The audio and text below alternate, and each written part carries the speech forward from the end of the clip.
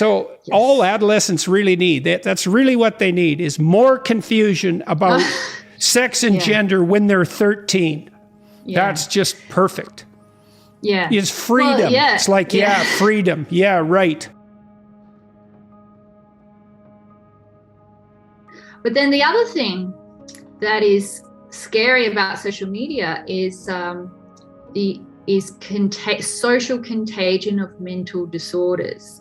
So we know we're aware now that a certain proportion of young girls who are identifying as gender dysphoric and attempting to become transgender, we're aware now that there is such a thing as rapid onset gender dysphoria. Okay, so there's a book called Discovery of the Unconscious, which is a great book. Henry Ellenberger. I was given that book by a psychiatrist at the Douglas Hospital, who was my supervisor, a French guy, Maurice Dangier, a very distinguished psychiatrist. And he said, this is the psychoanalytic Bible, Discovery of the Unconscious. And the first, it's about that thick, and it covers Jung, Freud, Adler. It's a great book. But the first 300 pages is a history of pre-psychoanalytic thought, and part of that is a historical survey of contagion.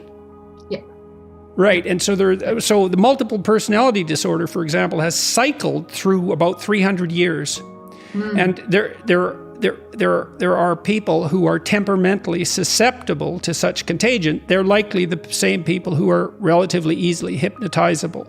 It's likely associated with high openness, by the way. Right, okay. And you could also imagine that if you're high in openness, it's harder for you to catalyze and specify an identity, and you're more diverse in your inner life, maybe even your emotional life. And so, right. And then there's confusion here too that we should talk about as psychologists. So sex and gender, and I've been accused of just saying that those are identical, but I know they're not, because there is a lot of personality variability on top of biological sex.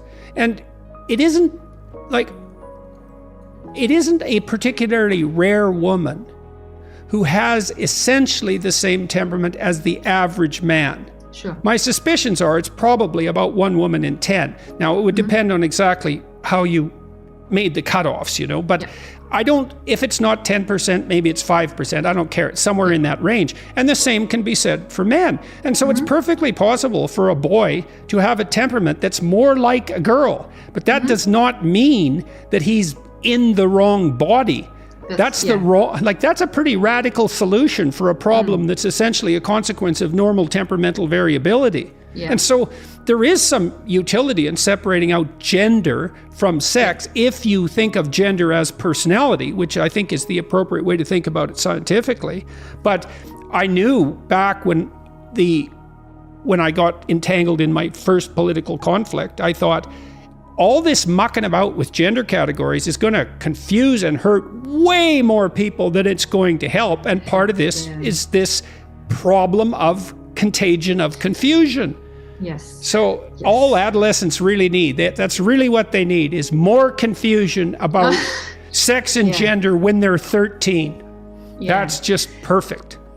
Is freedom. Well, it's like, freedom. Yeah, right. It wouldn't be an issue. I mean, there's nothing, androgyny has been around for hundreds, thousands of years. I mean, there's ancient sculptures of androgynous figures. I mean, ancient cultures understood androgyny, and there's plenty of historical precedent for the idea that androgynous personality is actually more of an ideal. There's lots of speculation in Christian mysticism about the androgyny of Christ.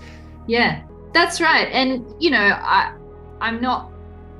I was a teenager, I used to look up to androgynous celebrities David Bowie was a little bit before my time, but he was androgynous. Androgyny was it was an ideal to emulate, and to be a tomboy was considered cool.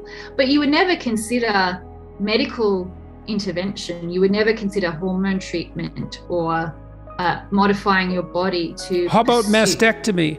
Yeah, or how about attempting to make a penis out of the musculature in your arm? You know, penises are actually quite complex. It's not that easy to take your arm and turn it into one. Certainly not without a tremendous amount of cost and trouble. And then, and then let's just imagine that you were wrong and confused just for a moment. You know, and the contrary argument is, well, you better deal with this early. It's like, yeah, you really know that, do you? You're so bloody sure about that, are you?